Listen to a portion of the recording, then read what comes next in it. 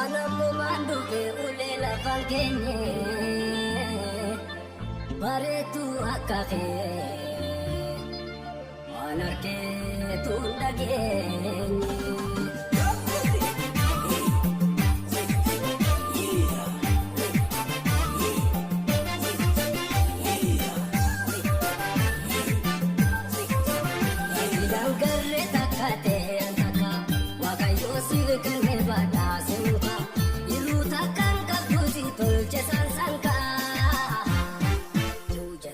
Sente unne to kabaka iruta kan kabuzi to jesan santa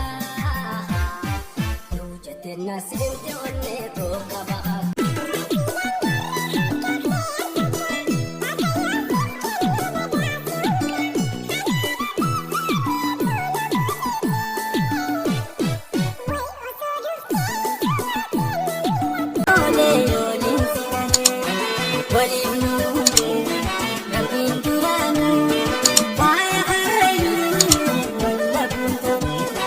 When you